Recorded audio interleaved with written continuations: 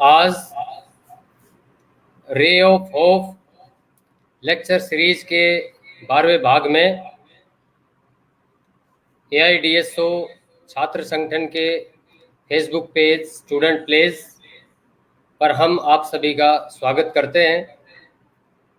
आज हम lecture series के इस भाग में बात करने जा रहे हैं भारत के मध्यकालीन इतिहास की विकृति इस विषय पर। भारत के इतिहास में बार बार कुछ विषय उठते रहे हैं, कुछ पर तो भारी विवाद भी होता रहा है। आज का यह विषय भी कुछ कम इंटरेस्टिंग नहीं है। इस विषय पर बात करने के लिए आज हमने आमंत्रित किया है देश के जानी मानी हस्ती IIT बॉम्बे के प्रोफेसर राम पुनियानी जी को। भूतपूर्व आज मैं उनके बारे में एक जानकारी भी आपको ये दे देना चाहता हूं कि प्रोफेसर पुनियानी जी इतिहास पर काफ़ी गहरी पकड़ रखते हैं। उन्होंने सांप्रदायिकता और इससे जुड़ी हुई दूसरी चीज़ों पर काफ़ी रिसर्च किया है और काफ़ी किताबें लिखी हैं। सर प्रोफेसर राम पुनियानी जी, हम आपका आज की लेक्चर सीरीज में आपका स्वागत करते हैं।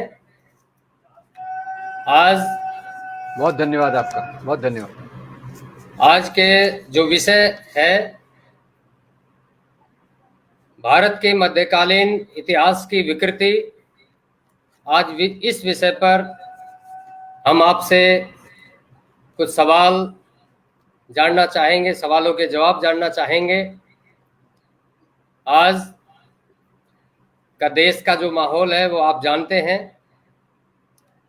तो इस विषय पर आपने काफ़ी कुछ रिसर्च किया है, समझा है, लोगों को रूबरू किया है और देश के इतिहास की, खासकर मध्यकालीन इतिहास की जो जानकारियां आपने अपने वीडियो के माध्यम से, अपने फेसबुक लाइव के माध्यम से, अपने दूसरे साधनों के माध्यम से जो दी है, ये कुछ कम नहीं है। आज हम आपसे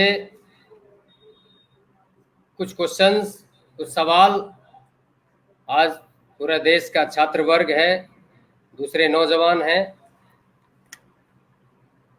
मैं आपसे सर पूछना चाहता हूं जी कि आजकल कुछ इतिहासकार भारत के मध्यकालीन इतिहास को धर्मों के संघर्ष के रूप में पेश कर रहे हैं।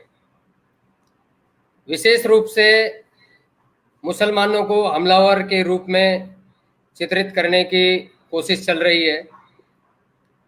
तो हम आपसे ये जानना चाहते हैं कि इस बारे में और इस बात को आप किस रूप में देखते हैं और किस रूप में समझते हैं।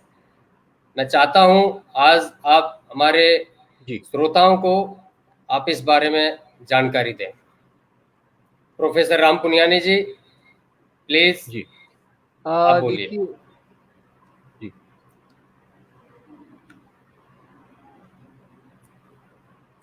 देखिए, पहली बात तो ये है कि मध्ययुगीन इतिहास का बहुत सांप्रदायिकीकरण हुआ है और सांप्रदायिक ताकतों ने इसका बहुत इस्तेमाल किया है।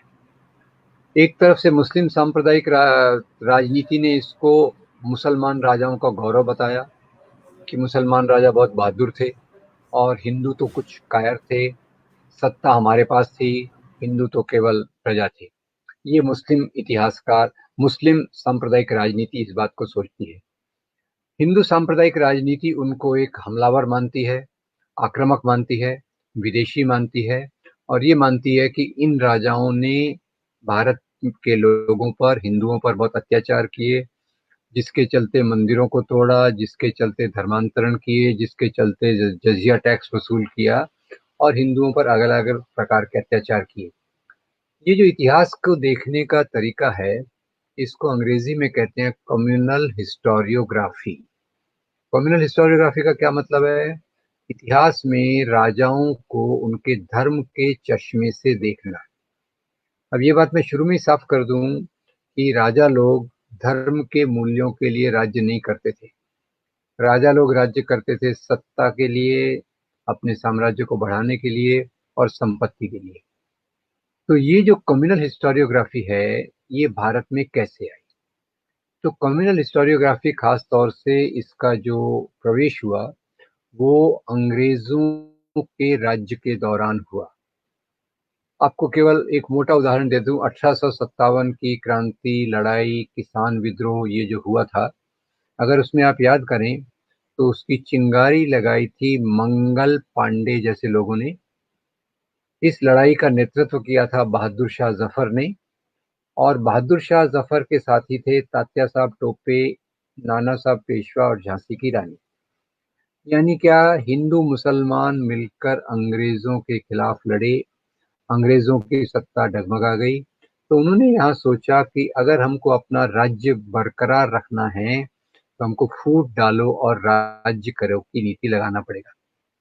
और इसके चलते उन्होंने राजा जो सत्ता और संपत्ति से जुड़े थे उनको उन्होंने धर्म के आधार पे जोड़ दिया और खास तौर से हिंदू लोगों में ये बात फैलाना शुरू कर दी कि मुसलमान राजा आक्रामक थे, वो विदेशों से आए।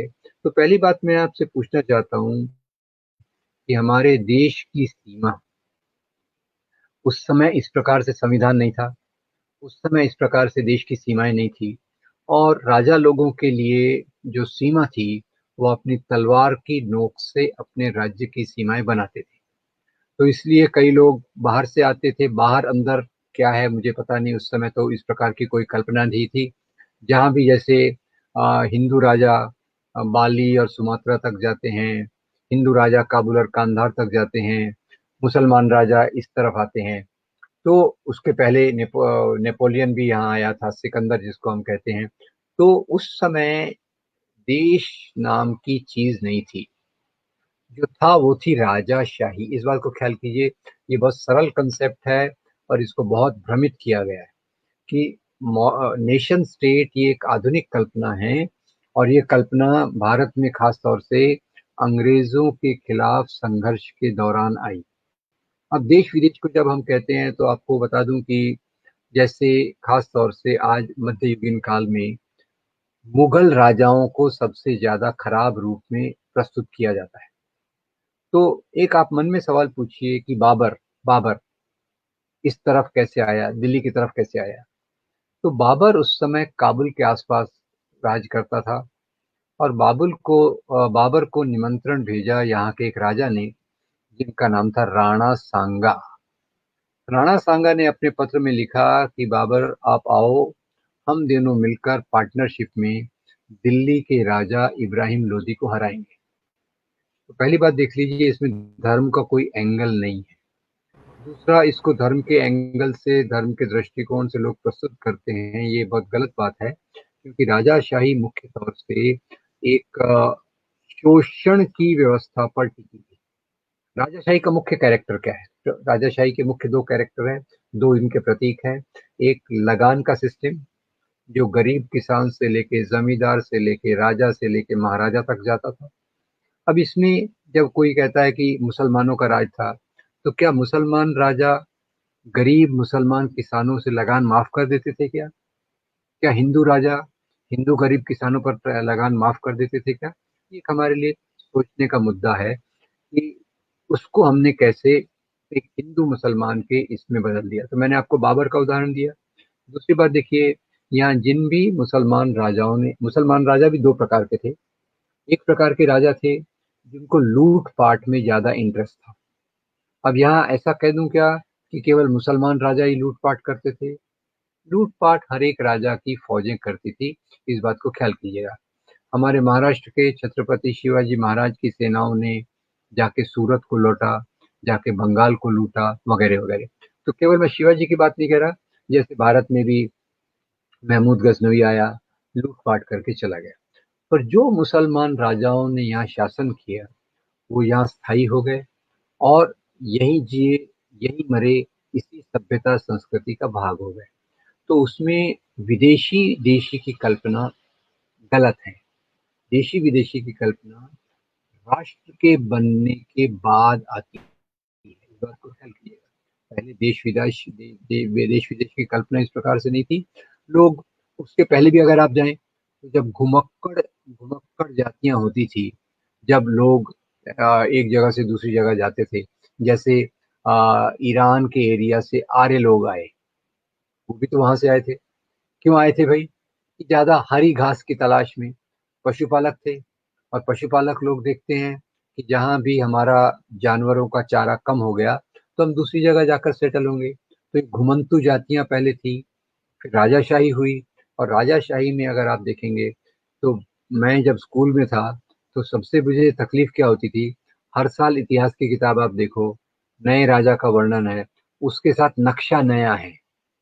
आप अगर बाबर से लेके औरंगजेब तक जाओ तो औरंगजेब का साम्राज्य बहुत बड़ा था, बाबर का साम्राज्य थोड़ा छोटा था। तो ये अलायंस करते करते, झगड़ा करते, लड़ाई संघर्ष करते करते इन्होंने अपने राज्यों का विस्तार किया। तो पहले आपने जो सवाल किया है कि इतिहास को देखने का तरीका क्या होगा, तो ये तीन प्रकार के तरीके भारत में प्रचलित हुए, और इनके एक जड़ में थी अंग्रेजों द्वारा यहाँ जो लाई गई कम्युनल हिस्टोरियोग्राफी का तरीका, जिसमें राजा को धर्म के आधार पे प्रस्तुत किया जाता है। आगे मैं बताऊंगा कि राजा लोग कोई धर्म के आधार पे राज्य नहीं करते थे। राजा लोगों के दरबार में, जैसे मुसलमान राजा है तो हिंदू राजा भी उसके साथ काम करते थे, प्रशासन तो बहुत बड़ा होता था। उसमें बहुत फेमस उदाहरण है, अकबर के दरबार के नौ रत्न थे। इन नौ रत्नों में बीरबल थे, टोडरमल थे जो हिंदू थे। और अकबर का सबसे महत्वपूर्ण नौ रत्न कौन था? उसका नाम था राजा टोडरमल। राजा टोडरमल सबसे इंपॉर्टेंट क्यों था? वो रेवेन्यू विभाग देखता था, ये सब चीजों को देखता था। अभी जैसे दूसरा राजा का मैं आपको उदाहरण दूं, औरंगजेब। औरंगजेब तो खैर खराब, खतरनाक, खूंखार हिंदू राजा माना जाता है। औरंगजेब के दरबार में प्रोफेसर अतर अली की एक किताब है कि composition of the composition of Mughal administration. Composition of Mughal administration पे उनकी जो किताब है, उसमें बताते हैं कि औरंगजेब के आते आते मुगल राजाओं के दरबार में हिंदू राजाओं की संख्या 34% हो गई। और खास तौर से जब हम औरंगजेब की बात करते हैं तो औरंगजेब के साथ राजा जय सिंह और राजा जसवंत सिंह, ये दो बहुत बड़े राजपूत उनके साथ थे। तो पहली बात का मैं खंडन करता हूँ, देशी विदेशी की कंसेप्ट। देशी विदेशी उस समय ये कंसेप्ट नहीं थी। नेपोलियन सिकंदर भी भारत तक आया, कई दूसरे राजाओं ने भी यहाँ आक्रमण करने की कोशिश की, और मुस्लिम राजाओं के पहले शाक्य, हून, दूसरे राजा भी आए जिन्होंने यहाँ राज्य किया।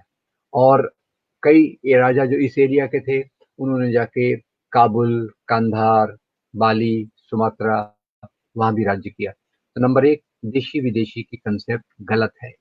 ये आधुनिक राज्य के आने के बाद बनती है। पहले राजाओं की सीमाएं, जैसे मैंने कहा, उनकी तलवार से तय होती थी। जितना बड़ा उसकी सेना, जितनी बड़ी उसका चालाकी, और ये वो अपने राज्य का विस्तार करता था। और तीसरा मैं बता रहा था, तो इतिहास को देखने के तीन तरीके। एक, धर्म के आधार पे, जैसे मुस्लिम सांप्रदायिक राजनीति मानती है। यहाँ मुस्लिम लोग 8वीं शताब्दी से आए, तो 8वीं शताब्दी से यहाँ मुस्लिम राष्ट्र है। 8वीं शताब्दी में कब मोहम्मद बिन कासिम ने सिंध पे आक्रमण करके राज्य किया, तो तब से मुस्लिम राजा यहाँ आए, तो अपनी वो पहचान मुसलमान राजा से लेते हैं। और जहाँ हिंदू सांप्रदायिकता है, वो ये मानती है कि ये तो हिंदू राष्ट्र है, अनादिकाल से यहाँ हिंदू लोग रहते हैं, इस प्रकार की ये दो। तीसरी जो समझ है वो है गांधी और नेहरू जैसे लोगों की।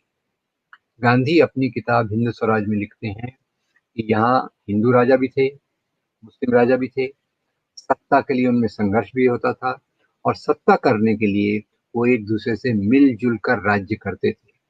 तो मुसलमान राजाओं के राज्य में हिंदू भी थे, मुसलमान भी थे, हिंदू राजाओं के राज्य में हिंदू भी थे, मुसलमान भी थे। तो गांधी कम्युनल हिस्टोरियोग्राफी से उठकर यहाँ का जो राजाशाही का सही चरित्र हमें बताते हैं।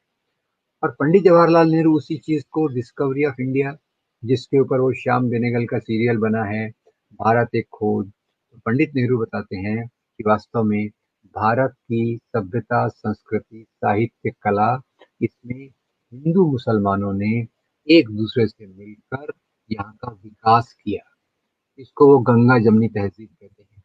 तो ये तीन प्रकार का इतिहास हो गया: मुस्लिम सांप्रदायिक इतिहास, हिंदू सांप्रदायिक इतिहास, और भारतीय राष्ट्रवादी इतिहास, जो गांधी, नेहरू और बहुत सारे जिनको वामपंथी कह के नीचे गिराने की कोशिश की जाती है, उन इतिहासकारों ने भी इसी आधार पे बात को रखा। और तो ये इन तीनों में खासियत क्या थी? इन्होंने राजाओं की नीतियों को उनके धर्म से नहीं जोड़ा, राजाओं की नीतियों को सत्ता से जोड़ा, संपत्ति से जोड़ा, जो कि उनका एक प्रकार से मुख्य काम था। जी।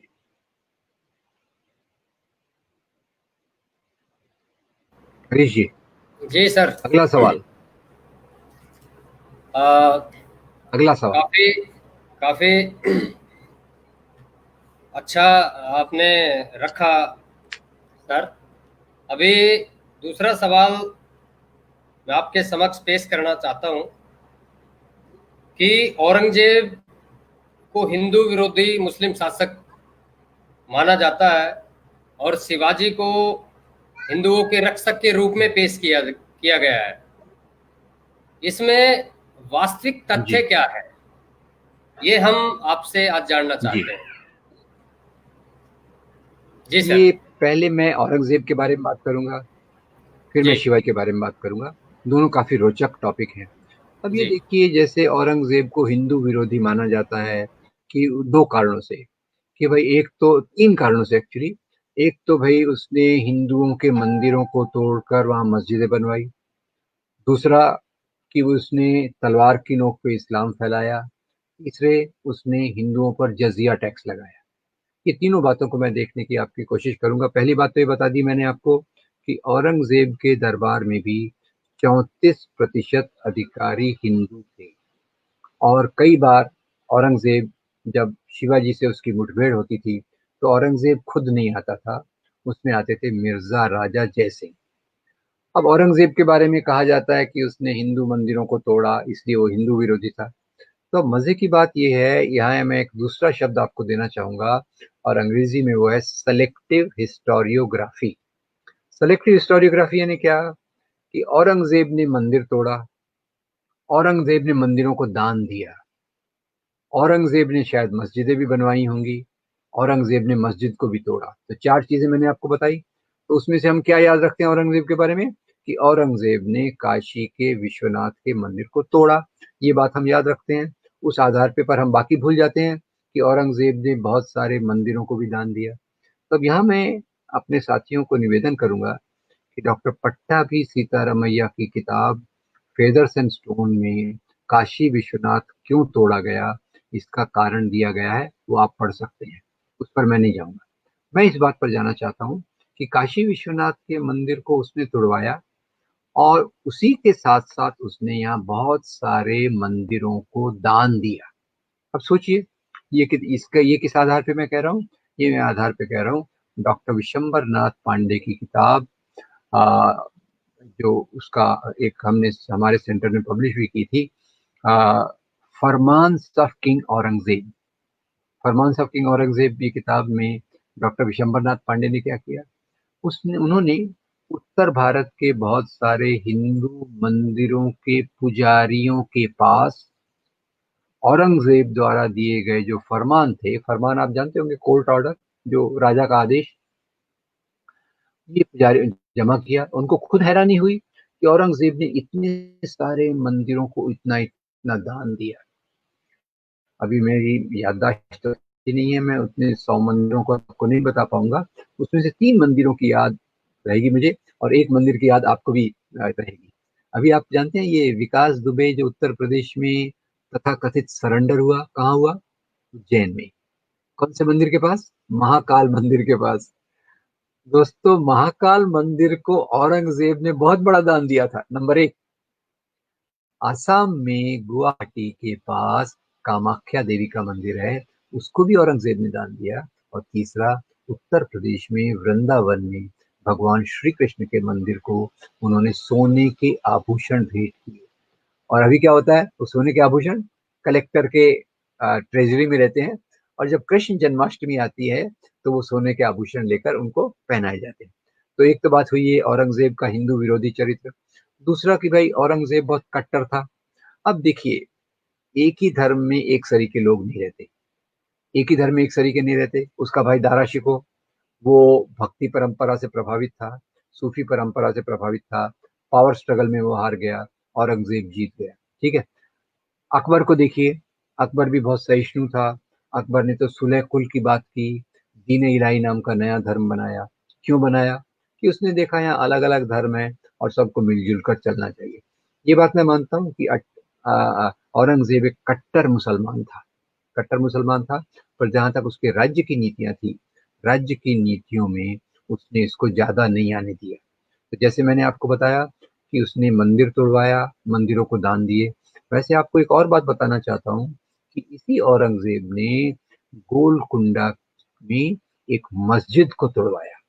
आश्चर्य होगा आपको, क्योंकि हम इतिहास में धर्म धर्म धर्म ही देखते हैं, और जो आर्थिक परिस्थिति है उसको नहीं देखते। अब क्या हुआ, और गोलकुंडा के नवाब तानाशाह ने औरंगजेब को 3 साल तक लगान नहीं दिया। औरंगजेब ने जवाब तलब किया कि भाई आपने लगान नहीं दिया, क्या प्रॉब्लम है, क्या समस्या है? तो तानाशाह कहता है कि भाई मेरे राज्य में अकाल है। आपके हरियाणा में ये शब्द पॉपुलर होगा, अकाल। जब पानी कम गिरता है, पानी कम पड़ता है, अकाल है। सूखा पड़ा हुआ है, सूखा। जी। लोग मुझे लगान नहीं दे रहे, तो मैं आपको लगान कहाँ से दूं? तो इसलिए फिर उसने अपनी फौज को भेजा और पता लगाया कि तानाशाह ने अपनी सारी संपत्ति एक मस्जिद के नीचे छुपा के रखी है। तो औरंगजेब क्या कर रहा है? औरंगजेब उस मस्जिद को तोड़वा रहा है और वहां से संपत्ति को लेकर आ रहा है। ऐसी एक और बात बताऊं कि Mahmud Ghaznavi, by the way बता रहा हूँ कि महमूद गजनवी का बेटा के बाद या उत्तराधिकारी जब मसूद सत्ता पर आया, तो उसने वेस्ट एशिया में अपनी फौज को भेजा और वहां की एक मस्जिद को तोड़वाया। ये हमारा बहुत संकुचित दृष्टिकोण है कि मुसलमान राजाओं ने केवल मंदिरों को तोड़ा। और इसी बात में मैं आपको एक और बात भी बता दूं कि ऐसे कई हिंदू, जब टीपू सुल्तान का सवाल है तो आगे मैं बताऊंगा इस बात को फिर से। आ, कश्मीर में एक महान कवि थे, उनका नाम था कल्हण। इनकी किताब आजकल भी हमारी लाइब्रेरी में मिलती होगी, उसको आप देखिएगा। उस कश्मीर कवि कल्हण लिखते हैं, 11वीं शताब्दी कश्मीर में आ, एक राजा थे, उनका नाम था राजा हर्षदेव। राजा हर्षदेव ने अपने राज्य के दौरान एक नए ओहदे, पोस्ट का निर्माण किया, और इस ओहदे का नाम था देवोत्पतन नायक। क्या सोचिए जरा, इसमें 3 शब्द जुड़े हुए हैं। देव, भगवान। उत्पतन, उखाड़ना। नायक, अधिकारी। वो अधिकारी जो देवताओं की मूर्तियों को उखाड़े। इसका अपॉइंटमेंट कौन कर रहा है? राजा हर्षदेव।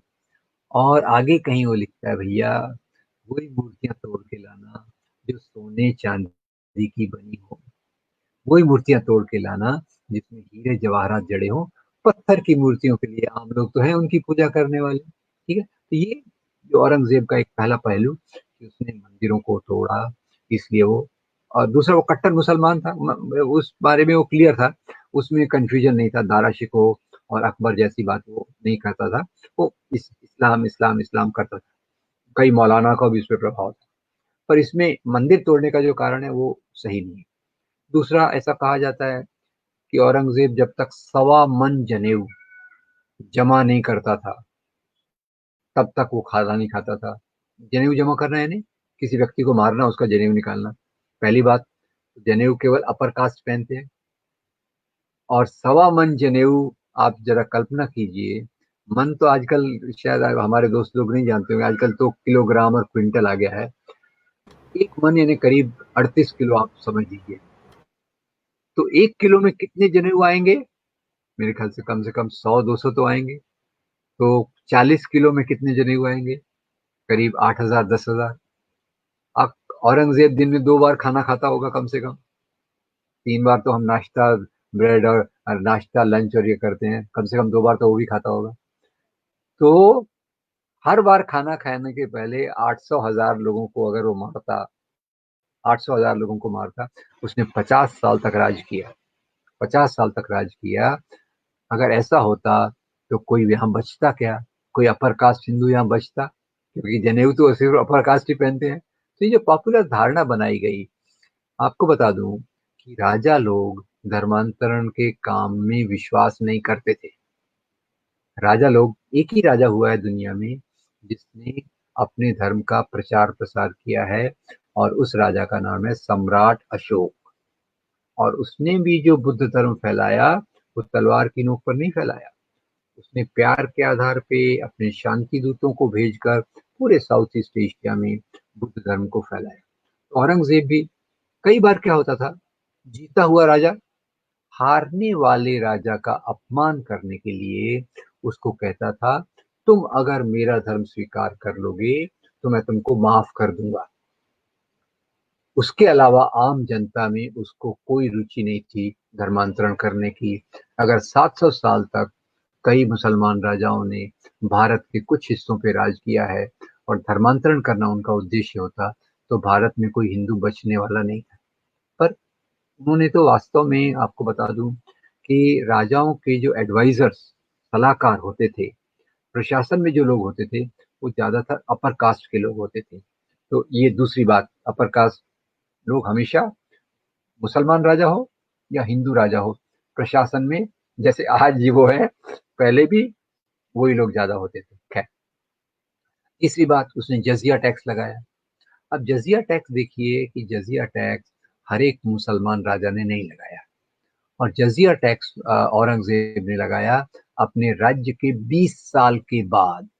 क्या हुआ कि वो उस समय राज्य का विस्तार कर रहा था दक्षिण की तरफ। औरंगजेब सबसे ज्यादा आया, सभी मुगल राजाओं में औरंगजेब सबसे ज्यादा दक्षिण की तरफ आया, और उस समय उसके खजाने में कुछ कम पड़ रहा था। और जजिया की जो कंसेप्ट क्या है, जजिया ब्राह्मणों से, बूढ़े व्यक्तियों से, स्त्रियों से वसूल नहीं किया जाता था। ये केवल जो सक्षम कमाने वाले लोग लेते थे। और जजिया था 1.25%, 1.25%। कई लोग कहते हैं कि भाई उसने जजिया इसलिए लगाया कि जजिया से बचने के लिए लोग मुसलमान बन जाएंगे। और आपको पता है, मुसलमान एक टैक्स देते हैं, जक़ात। जक़ात कितना होता है? जक़ात होता है 2.5%। तो कुछ मौलाना ने उसको सलाह दी, जैसे अपने यहाँ भी हर साल तो नए नए टैक्स निकालते रहते, पता नहीं कौन कौन से टैक्स निकलेंगे, शायद अगली बार कोरोना टैक्स आ जाएगा, वो तो मैं नहीं जानता। पर तो जजिया टैक्स जो उसने लगाया, वो इस बात के लिए था कि ये जो यहाँ जो मुस्लिम राजा के प्रशासन में जो हिंदू लोग रहते हैं, वो धिम्मी उनको कहते थे। उसका मतलब है प्रोटेक्टेड पीपल, वो लोग जिनकी रक्षा राज्य को करनी है, और उसके एवज में उनको 1.25% जजिया देना पड़ेगा। तो ये जजिया टैक्स भी कोई उचित नहीं है, क्योंकि ये धर्म के आधार पे है। पर औरंगजेब ने इस नियत से लगाया था। तो इन तीनों चीजों को अगर आप देखिए, और तीसरा मैंने आपको बताया कि औरंगजेब के बड़े सलाहकार ये हिंदू राजाओं में राजा जसवंत सिंह, राजा जय सिंह थे, वगैरह वगैरह। पर एक कल्पना ऐसी पैदा की गई है कि वो बहुत हिंदू विरोधी था। और उल्टा देखिए, इसी का उल्टा पाकिस्तान में भी है, क्योंकि जो कम्युनल हिस्टोरियोग्राफी है ना, वो सिक्के के दो पहलू हैं। यहाँ हम कहेंगे औरंगजेब सबसे खराब था, तो पाकिस्तान के सांप्रदायिक इतिहासकार क्या कहेंगे? औरंगजेब सबसे अच्छा था। जो है उसकी किस्मत, हमको उससे क्या लेना देना आज के समय में। पर ये इस आधार पे उसका मूल्यांकन करना उचित नहीं है। अब शिवाजी महाराज, अब वो नाथूराम गोडसे की एक किताब है जो गांधी हत्या पे लिखी उन्होंने। वो कहते हैं ये गांधी भी कोई राष्ट्रवादी है क्या? देखिए क्या कह रहे हैं। जो व्यक्ति भारत के आजादी के आंदोलन को नेतृत्व कर रहा है उसके बारे में कह रहे हैं वो कोई राष्ट्रवादी नहीं है। असली राष्ट्रवादी है तो शिवाजी, असली राष्ट्रवादी है तो महाराणा प्रताप। तो पहले देखिए कि शिवाजी महाराज एक अच्छे राजा थे, उनका मैं कारण भी बताऊंगा। और शिवाजी महाराज का अच्छे होने का कारण ये था कि उन्होंने गरीब जनता के कंधे से लगान का बोझ कम किया, उसको रैशनलाइज किया, इसलिए वो एक अच्छे राजा थे। पर ये आपको बता दूं कि वो हिंदुओं के विरोधी न थे, न वो हिंदू राष्ट्र की कल्पना करते थे। उन्होंने अपने जो स्वराज की कल्पना की थी वो कल्पना थी कि मैं किसी दूसरे राजा के अधीन नहीं रहूंगा, मैं अपनी सत्ता बनाऊंगा। वो भी राजाओं की एम्बिशन होती है। और पर जहां तक उनका सवाल है, शिवाजी महाराज ने रायगढ़ के किले में खुद के लिए भगवान जगदीश्वर का मंदिर बनवाया। उसी के साथ साथ उन्होंने वहां मस्जिद भी बनवाई। आज तो मस्जिदें तोड़ने की बात चल रही है एक के बाद एक, शिवाजी महाराज ने मस्जिद भी बनवाई। और सरल उनका जवाब था कि मेरी प्रजा में, मेरी रियाया में हिंदू भी है, मुसलमान भी है। मुसलमान मुझे मिलने आएगा मेरे किले पे, उसके इबादत का वक्त होगा तो वो कहाँ जाएगा? तो इसके लिए उन्होंने मस्जिद भी बनाई। शिवाजी महाराज की सेना में 12 सेनापति ये मुसलमान थे।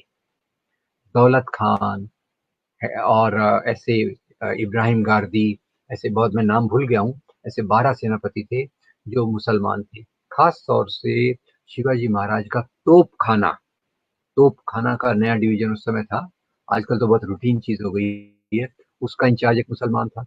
शिवाजी महाराज की जो नेवल जल सेना थी उसका इंचार्ज एक मुसलमान था, नंबर एक।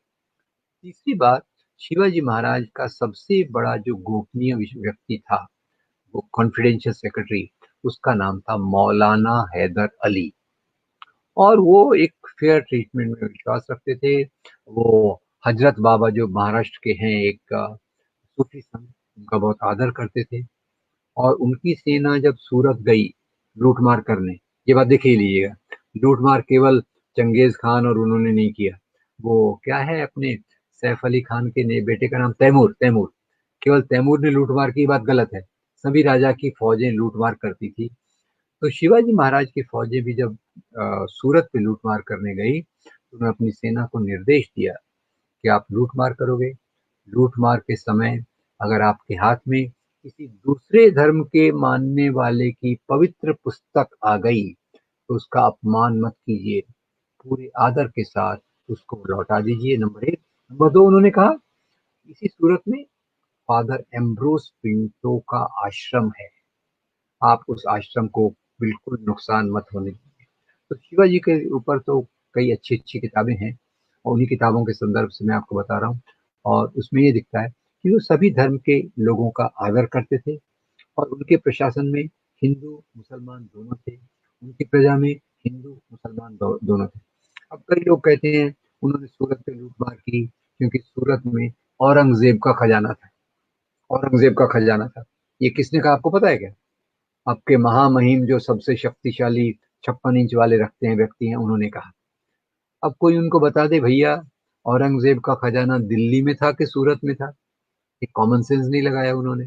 तो उसको डिफेंड करने के लिए कि सूरत में उन्होंने आक्रमण किया क्योंकि ये औरंगजेब था, तो ये मुस्लिम विरोधी चित्र उनको जो दिया गया है वो गलत है। और सबसे बड़ी बात, शिवाजी और अफजल खान की जब मुठभेड़ हुई, शिवाजी और अफजल खान की जब मुठभेड़ हुई तो शिवाजी उस समय वाघ नख लेकर गए और ये वाघ नख ले जाने की सलाह उनको एक मुस्लिम साथी ने दी जिसका नाम था रुस्तमे जमान। तो शिवाजी महाराज एक सब धर्मों का आदर करने वाले व्यक्ति थे, उदार थे, किसानों पर ज्यादा जुल्म नहीं करते थे और उन्होंने लगान का बोझ कम किया। तो न औरंगजेब को मैं हिंदू विरोधी कहूंगा, न शिवाजी महाराज को मुस्लिम विरोधी और हिंदू राष्ट्रवाद का प्रतीक मानूंगा। शिवाजी एक अच्छे राजा थे।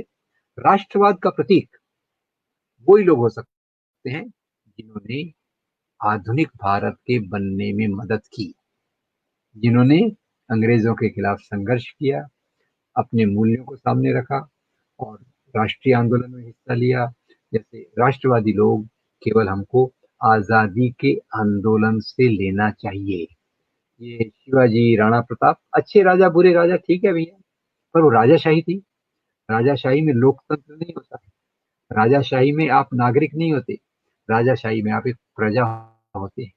तो खैर, भले ही हमारा लोकतंत्र इतना मजबूत अभी नहीं है, पर लोकतंत्र की व्यवस्था में राजाओं का बहुत ज्यादा गुणगान ये सही नहीं है। और पर इसका इस्तेमाल लोगों को बांटने के लिए किया जाता है। अब मैं आपसे पूछना चाहता हूँ कि औरंगजेब, मान लो औरंगजेब, मान लो हिंदू विरोधी था, तो उसके लिए आज का मुसलमान जिम्मेदार है क्या? औरंगजेब की छवि आज के मुसलमानों पर क्यों डाली जा रही है, ये दूसरा सवाल है। शिवाजी की छवि आज के हिंदुओं पे क्यों डाली जा रही है? राजा राजा थे, हम लोग आज के नागरिक हैं, और हम एक अलग असूल के आधार पे समाज में चलते हैं। ये बात हमको याद रखनी चाहिए।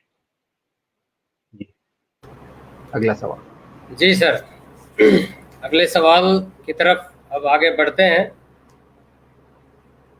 जैसा कि आपने थोड़ा जिक्र भी किया था कि टीपू सुल्तान के बारे में आप बताएंगे, तो हमारा अगला सवाल टीपू सुल्तान से ही जुड़ा हुआ है कि ऐसा लोग जी। मानते हैं कि टीपू सुल्तान प्रजा के हितैषी राजा रहे हैं, परंतु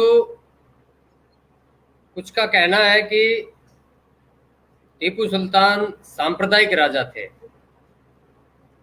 हम इस बारे में, क्योंकि ये एक बड़ा विषय है, इस पे काफ़ी बार बहस होती है, बड़ी बड़ी बहस होती है, तो इसके पीछे वास्तविकता क्या है, इसकी असलियत क्या है, ये हम आपसे जानना चाहते हैं। हम्म, जी सर। देखिए, वास्तविकता ये है कि एक आपको पहले मैं घटना बता दूं। एक बार मराठा सेनाएं टीपू सुल्तान पर आक्रमण करने ये मैसूर के पास गई, और ये लड़ाई बिना हार जीत के फैसले के समाप्त हो गई, ड्रॉ हो गई। यानी मराठा सेनाएं टीपू सुल्तान को नहीं हरा पाई। जब वो टीपू सुल्तान को नहीं हरा पाई तो गुस्से में थी। आते आते उन्होंने श्रीरंगपट्टनम का हिंदू मंदिर तोड़ दिया। टीपू सुल्तान ने उसकी मरम्मत कराई, याद रखिए। और यही टीपू सुल्तान कांची कामकोटी पीठम के शंकराचार्य को जब पत्र लिखते हैं तो उसमें उनको जगत गुरु कहकर संबोधित करते हैं। और टीपू सुल्तान के जो सबसे बड़े एडवाइजर, जिसको आज की भाषा में प्राइम मिनिस्टर कह सकते हैं, वो एक हिंदू ब्राह्मण थे जिनका नाम था पूर्णैया, उनके चीफ एडवाइजर। और टीपू सुल्तान पर आरोप लगाए जाते हैं कि उसने लाखों ब्राह्मणों का कत्लेआम किया, उनको कन्वर्ट करना चाहा।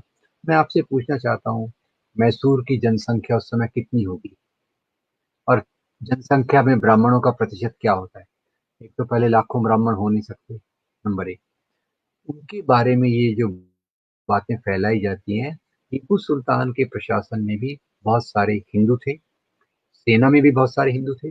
वो हिंदू गुरुओं का आदर भी करते थे, पर उनके बारे में भ्रांतियां बहुत फैलाई जाती हैं। उसके पहले आपको बता दूं, टीपू सुल्तान वहाँ की प्रजा में लोकप्रिय है।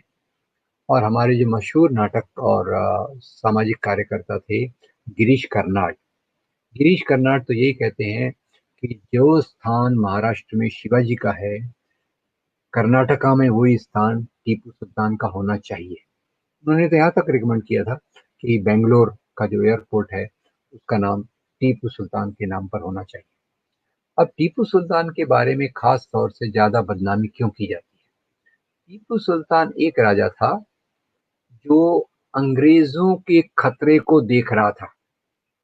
और टीपू सुल्तान एक राजा था जो 1857 की लड़ाई को अगर छोड़े तो उसके बाद अंग्रेजों से लड़ाई करते हुए मारे जाने वालों में टीपू सुल्तान शायद एक ही राजा था।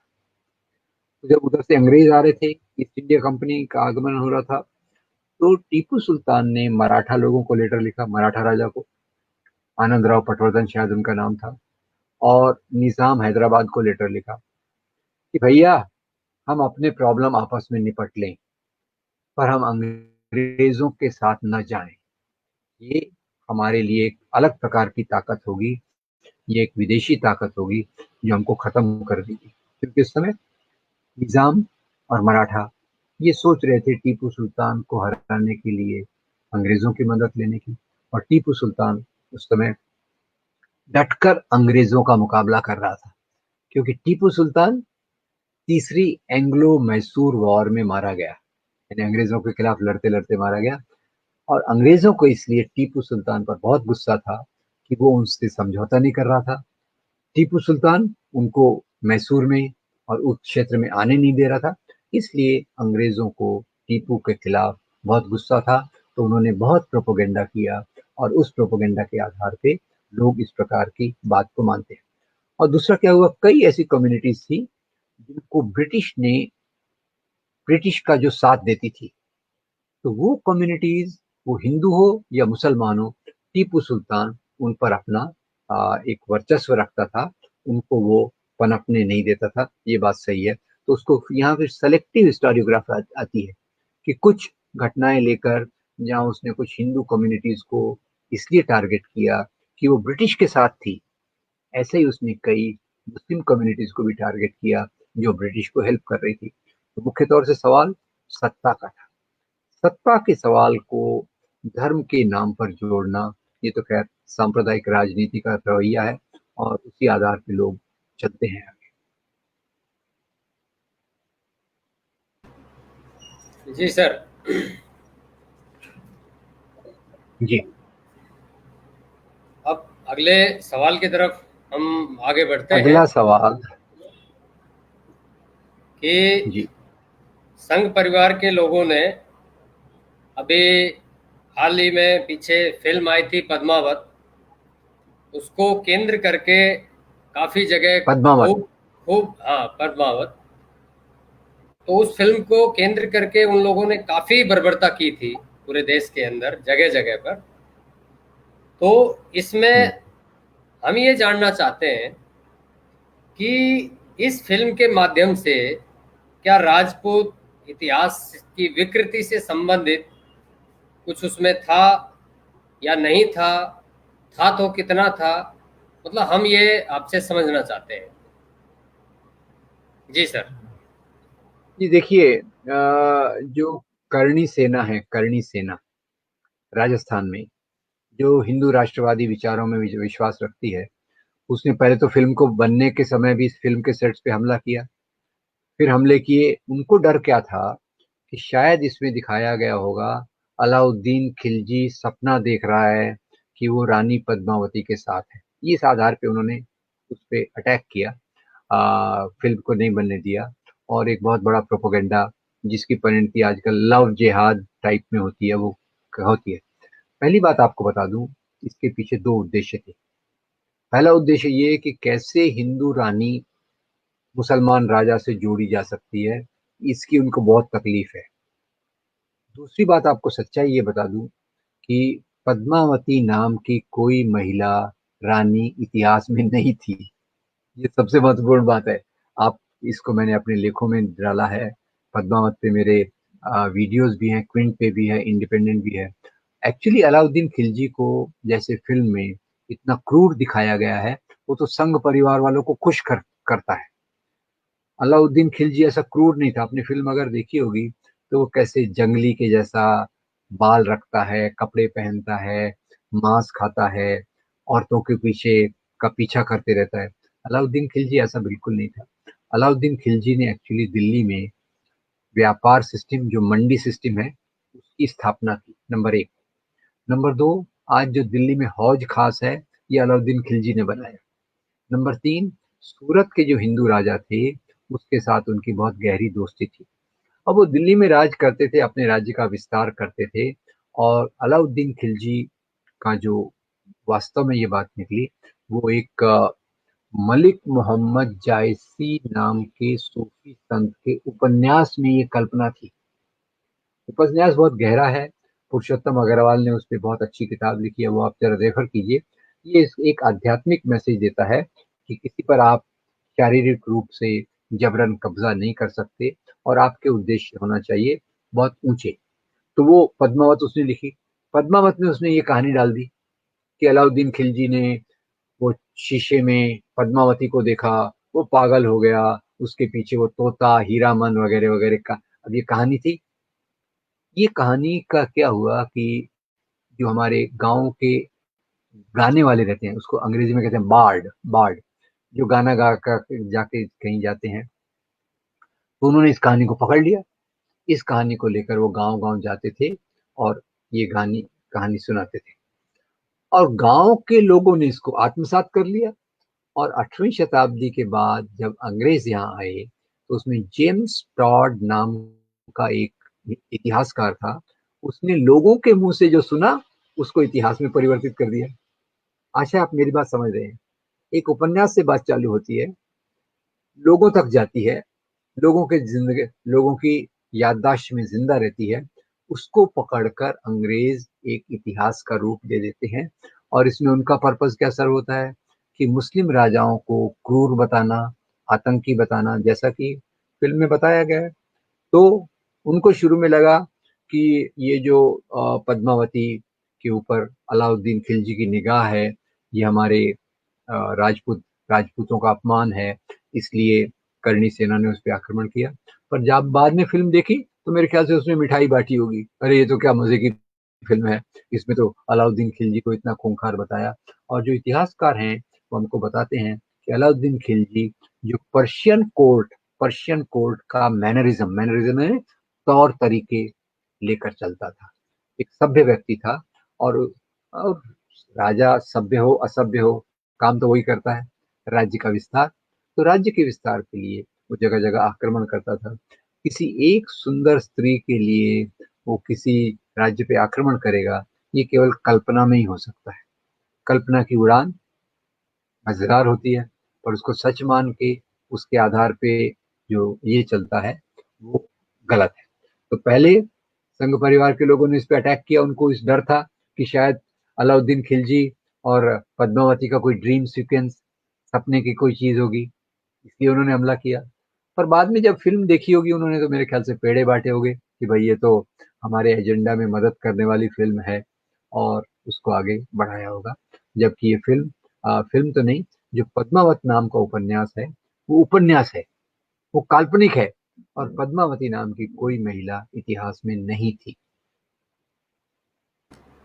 अगला जी सवाल। सर, बहुत महत्वपूर्ण बात आपने पद्मावत फिल्म को लेकर रखी।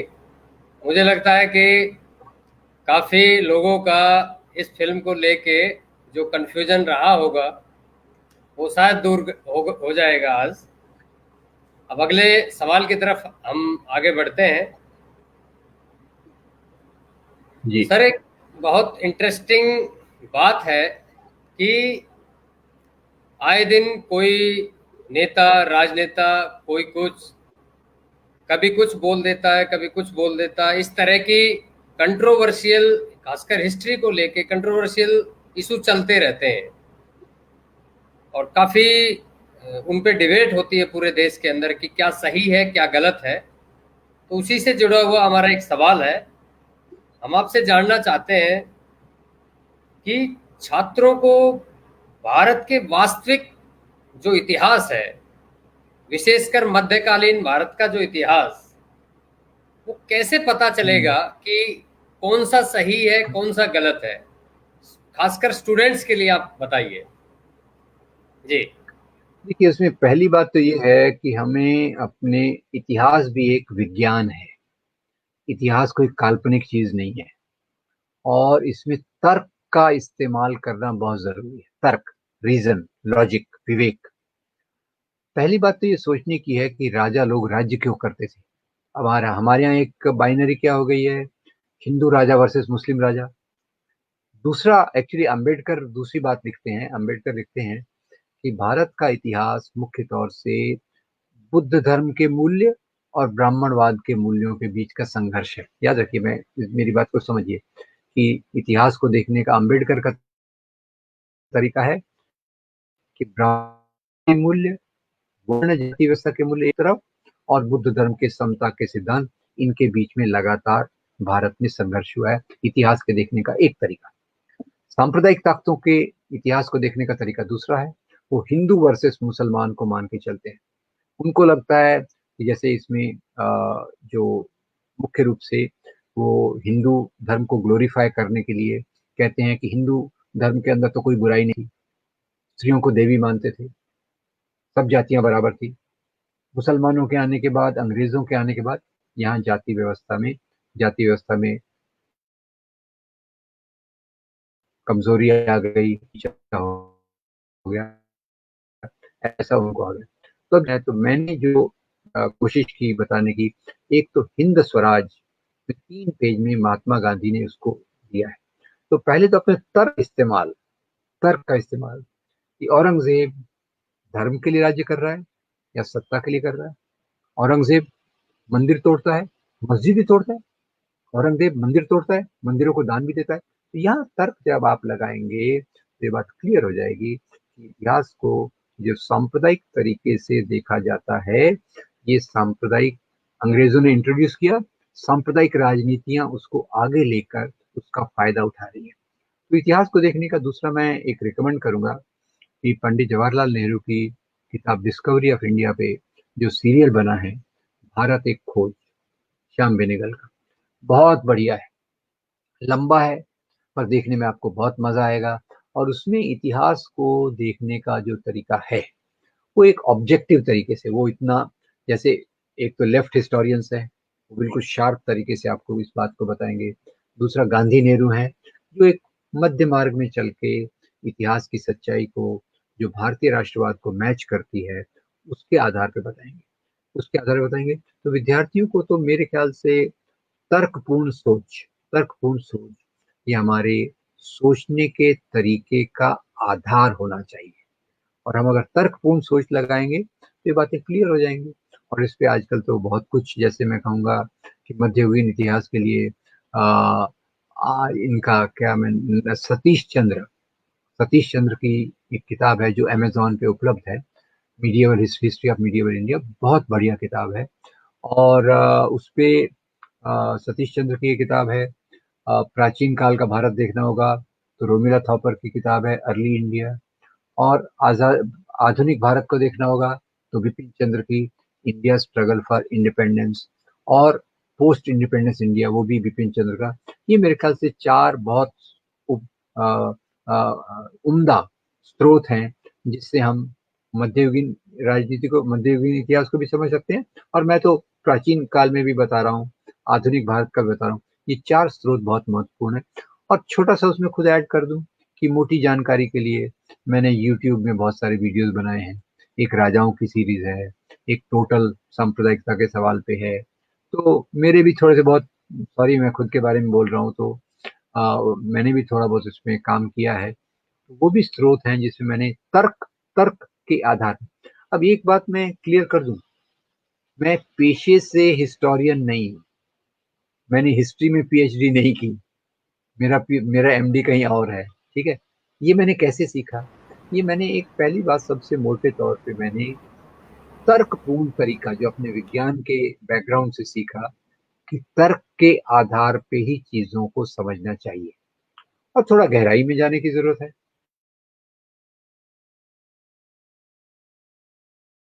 गहराई में जब हम जाते हैं तरीके से समझ सकते हैं, सांप्रदायिक राजनीति के उदय को भी समझ सकते हैं। सांप्रदायिक राजनीति भी जो आई, देखिए, भारत बदल रहा था अंग्रेजों के आने के बाद।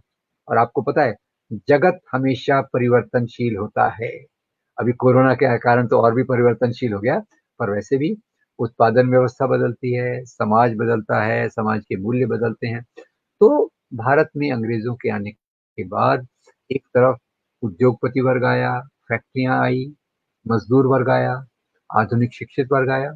इन लोगों ने भारतीय राष्ट्रवाद की रूपरेखा रखी और इसी के प्रतिनिधि के रूप में गांधी और नेहरू ने एक प्रकार का इतिहास हमें बताया। दूसरी तरफ से जो राजा, नवाब, जमींदार, जागीरदार थे, उनके साथ कुछ लोग, शिक्षित लोग, संभ्रांत लोग जुड़ गए और उन्होंने सांप्रदायिक सोच के ऊपर अपना इतिहास रखा। तो आज वो भी बहुत पावरफुल हैं। उनके पास तो सोशल मीडिया है, व्हाट्सएप ग्रुप्स है, कितने तरीकों से वो अपने इतिहास की समझ को लोगों तक, दूर दूर तक ले जाते हैं। हम जैसे लोग जो छोटे मोटे, थोड़े मोड़े हैं, कोशिश करते हैं, पर हमारी बहुत पहुंच बहुत कम है, तो ये बात इतनी दूर तक पहुंचती नहीं है। तो ये विद्यार्थी दोस्तों से मैं अपील करूंगा, एक तो खुद समझने के तरीके में तर्क लाएं और समझ के इस प्रकार की चीजों को समाज में ले जाएं। ये दोनों चीजें जरूरी है कि समाज को केवल समझना ही जरूरी नहीं है, समाज को बदलना भी जरूरी है। और समाज को बदलने के लिए ये जो हम तर्कपूर्ण सोच है कि ये सांप्रदायिक राजनीति हिंदू धर्म के नाम पे हो, इस्लाम के नाम पे हो, बुद्ध धर्म के नाम पे हो, ईसाई धर्म के नाम पे हो, ये सब सांप्रदायिक राजनीतियां मध्य युगीन काल के सामंती मूल्य, ऊंच नीच के मूल्य, राजाशाही के मूल्य, उन मूल्यों को आधुनिक कलेवर में, आधुनिक रूप में सामने रखते हैं।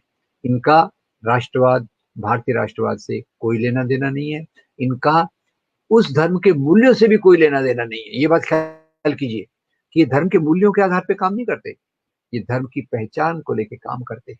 जैसे तालिबान, उनका मुख्य मुद्दा क्या था? गौतम बुद्ध की मूर्ति को तोड़ना, औरतों को गुलाम बना के रखना। भारत में सांप्रदायिक राजनीति कैसे आई? बाबरी मस्जिद, गौ हमारी माता है, लव जिहाद, घर वापसी। तो ये जो मुद्दे भावनात्मक हैं, ये भावनात्मक है। तर्कपूर्ण तरीके से देखें तो मुझे लगता है भारत के मुद्दे क्या हैं?